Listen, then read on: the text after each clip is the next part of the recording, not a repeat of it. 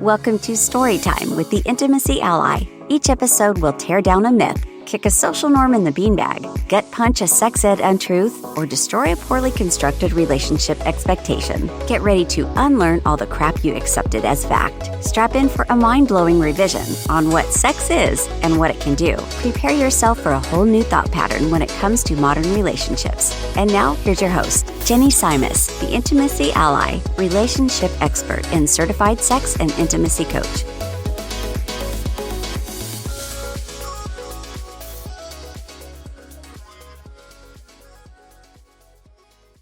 Hello, my lovelies. Welcome back to Storytime with the Intimacy Ally. Today we are going to tackle a myth, like literally, or a social norm lie about how you're supposed to have this perfect person, not only waiting for you, but looking for you. We are going to talk about how soulmates are just not real. Now, the reason that I said it's a myth and a lie is because there's a Greek philosopher who plays into this. So I get it. Like, not everything that you get out of uh, Greece is a myth, but when I think of things that go along with that, it kind of hits.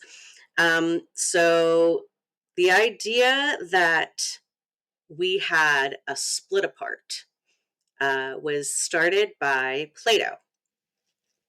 Plato, Greek philosopher, wrote that Zeus split humans apart or split them in half, literally, as punishment for their pride. So he said that humans once had 4 legs, 4 arms, and 2 faces. I don't know if you've ever seen or heard about the split apart theory. I know that in my mind, it makes me think about the movie The Butcher's Wife, because that's the first time that I think I ever heard about it in mainstream entertainment.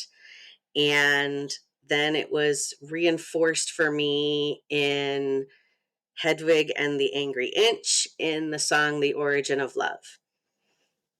2 of my favorite things to watch, but not really the best place to get your ideology from when you're approaching dating. Certainly not the way that I would recommend when you're approaching online dating. I think that the idea of soulmates has the potential to be so damaging to so many people. I think that, for one, the story sets you up to believe that there is, this other half of your soul out there looking, just as we are looking for them, right? It's a beautiful notion, but it's bullshit. Pardon my language. The idea is super harmful because it implies, one, that you have reached a certain age or stage in your life and you haven't found that person yet. Oh no. That's a terrible, terrible idea to have running through your mind when you're trying to date. That's a terrible thing to have circulating and constantly working its way in there when you're wondering, well, why is this person, hooked up with a great partner? Why has this person been married this long? Or why have I never been married? Why can't I find someone who I can settle down with? I just think it's so outlandishly hurtful to assume that you have defined this needle in a haystack person. The second reason is that it can send you on this philosophical merry-go-round. I remember at one point when I was in my 20s thinking, what if my soulmate is dead? And there are other thoughts that you can get really stuck on if you are stuck on this concept of there is a soulmate out there for me. What if I already met my soulmate and I dismissed them? What if my soulmate wasn't ready to receive me when I met them? You can really get yourself into some unhelpful and hurtful thought experiments if you go down this road. The third reason why I don't love the idea of soulmates is that it denies the idea that your soulmate might come in the form of a non-romantic partner. Now, what I mean by that is you could possibly find someone who feeds your soul, as it were, in so many ways, who has nothing to do with being the person that you come home to or being the person that you are intimate with or the person that you start a family with.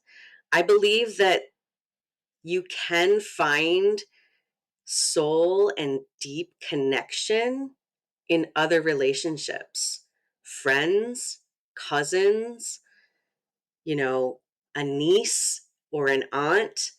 Like, there are other relationships that can be so very meaningful, and we diminish their possibility of really fulfilling us when we put this impact and this non-negotiable importance on finding this imaginary perfect person to be in a romantic relationship with. The fourth thing that bothers me about this notion of soulmates is that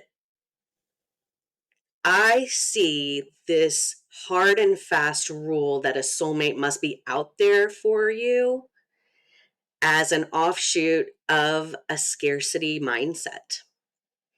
Now, when I say that, what I'm talking about is thinking about that you have to grasp at this one person out of literally millions, could open it up, billions of people. I just think mathematically, and you're absolutely right, I am not a mathematician, but mathematically, statistically, there are so much greater odds that there are probably, let's say, at least 100 people out there who could totally tick all of your boxes. And you could also tick all of theirs. Getting away from this idea that you have to put all of your eggs into one soulmate basket can be incredibly freeing. It will allow you to stop dealing in absolutes when you are on the dating sites, when you are looking through your apps. You are going to have a different perspective on what is truly necessary and what is truly important. Now, the fifth reason that I think that soulmates are a notion that we can just kick out the door is that once you do, you are going to take the pressure off. You, in admitting that soulmates are not real and not a thing that you have to strive to achieve in your dating journey, you're going to feel your shoulders relax. You're going to feel your heart rate slow.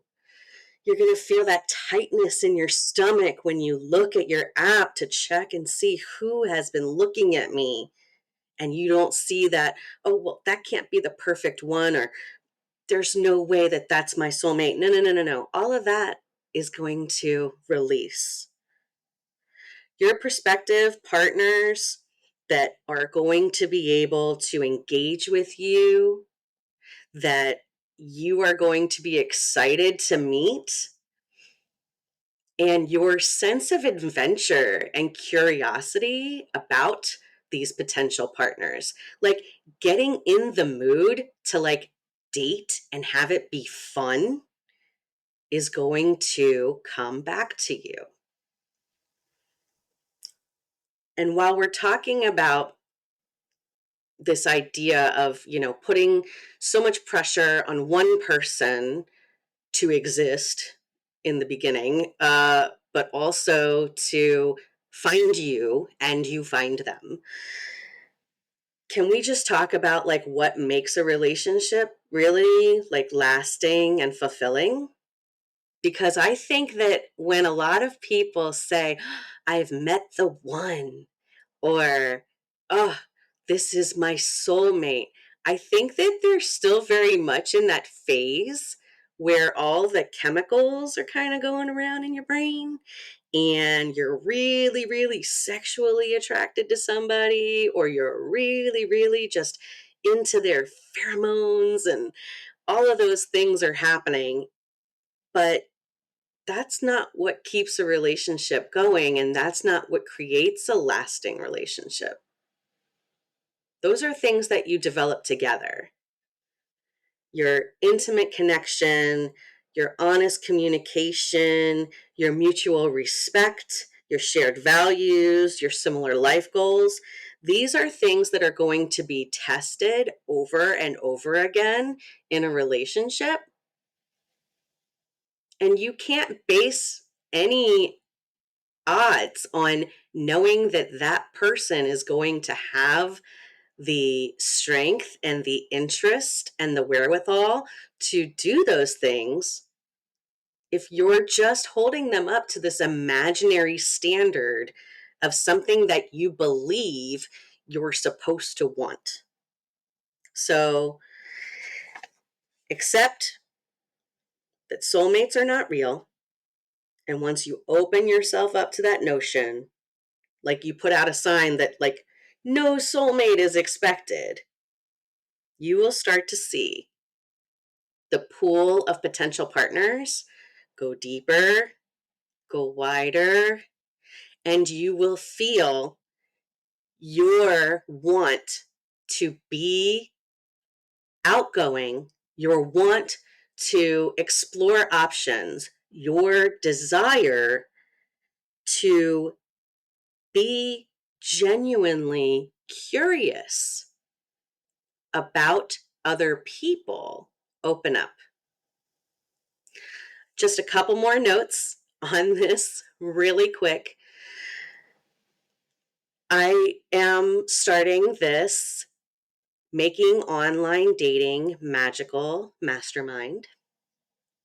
If you are interested, you can email me at theintimacyally@gmail.com, or you can request a consultation at my website, www.theintimacyally.com. And I am creating a course that goes along with a group of very like-minded women who have had a frustrating and disappointing go of online dating so far. I want you to really think about joining this mastermind if the idea of finding a soulmate has had you stuck. I want you to think about what it would be like to be able to bounce ideas about potential partners off of a group of women who are all in it to win it, just like you. And I hope that you will go ahead and sign up. If you have tried other courses in the past that have not come through on their promises. I don't really make any. Sorry. I only want you to feel better, feel more confident, and feel more curious about dating online. Plus, there's a little bit of magic that gets thrown in there. Otherwise, why would it be making online dating magical? So, that is it for today. I hope that you enjoyed this episode. If you did, go ahead and follow and subscribe. And just remember, be kind, stay curious, and enjoy love and sex and life as much as you can. Be safe, my lovelies. Mwah. Thank you for tuning in to Storytime with the Intimacy Ally. We hope you learned a bit more about putting the fire back in your romantic relationships, exploring communication and emotional readiness in all relationships, and how to expand your definition of intimacy so you can reach your relationship goals. Go to theintimacyally.com to subscribe and never miss an episode. Follow the links in the show notes to social media and events. Till next time, keep on learning, growing, and thinking. Storytime with the Intimacy Ally podcast is meant for educational and entertainment purposes only and should not be considered as health or mental health advice.